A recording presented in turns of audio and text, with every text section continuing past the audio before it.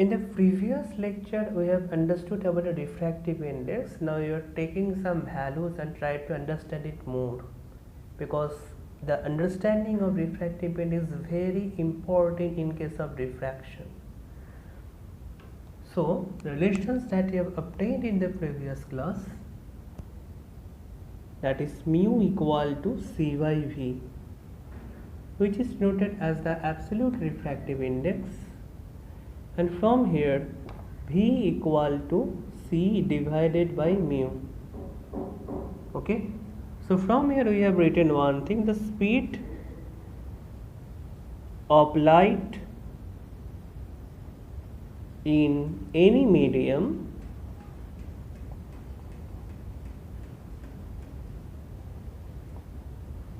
is less than that of the air. That is C equal to 3 into 10 to the power 8 meter per second. So if I take at first the air water interface, let us see what will happen in that case. So it is air and it is water. Light is entering from the air to water. Okay, so I have just drawn this figure. After that we will complete this figure after that. So the value of mu for water is 4 by 3. Okay, value of mu is 4 by 3. So we can replace this C divided by V of water. C is the 3 into 10 to the power 8, V is the velocity of water, equal to 4 by 3. So from here VW equal to C divided by 4 by 3. So these will be C is 3 into 10 to the power 8 divided by 4 by 3. It is 9 by 4 into 10 to the power 8 meter per second. It is 9 by 4 into 10 to the power 8 meter per second. So if I calculate 4 to the 8, 1 0, that is 2.2 something.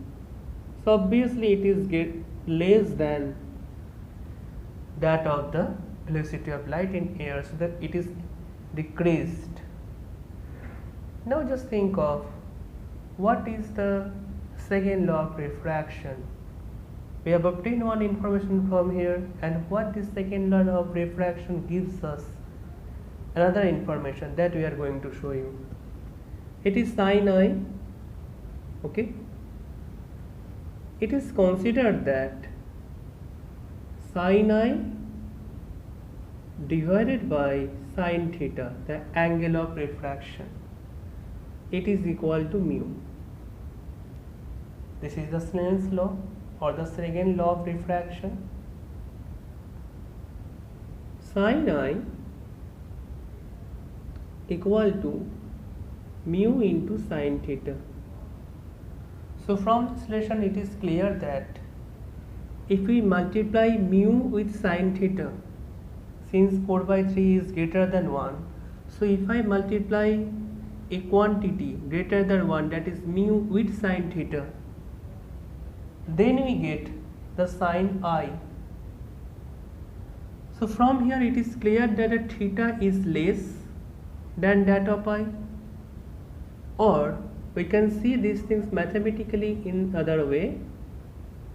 Sin theta equal to sin I divided by mu. If I divide this sin I by mu, then we will get sin theta.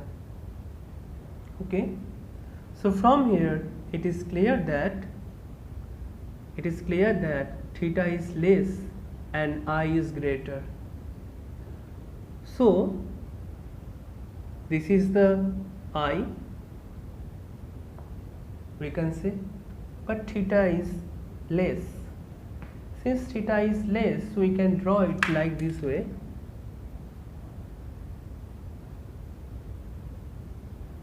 That is theta. That is theta. So theta is less than that of I.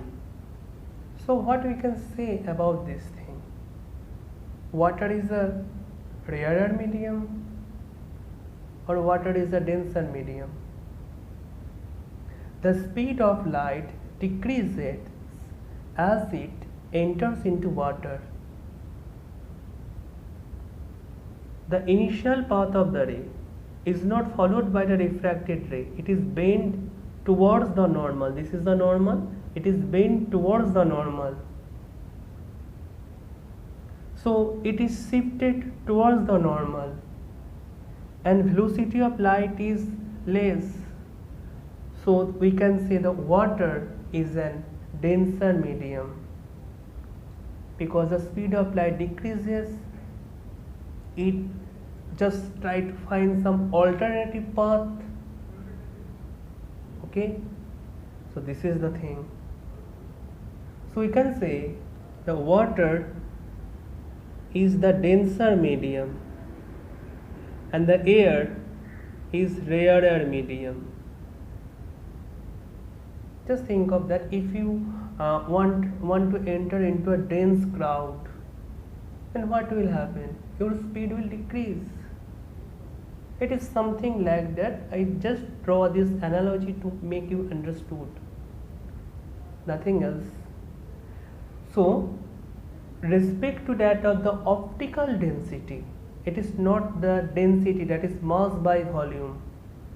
With respect to that of the optical density, the light enters into the rarer medium to denser medium, and that is verified by two factors, and that is the outcomes of the second law of refraction, that is the Snell's law.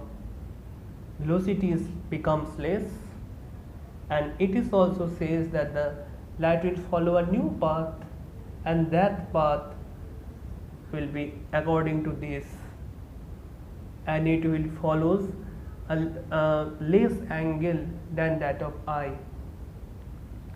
So this is the thing. We will discuss with the refractive index again, because it have also some properties, refractive index, in the next lecture. Thank you.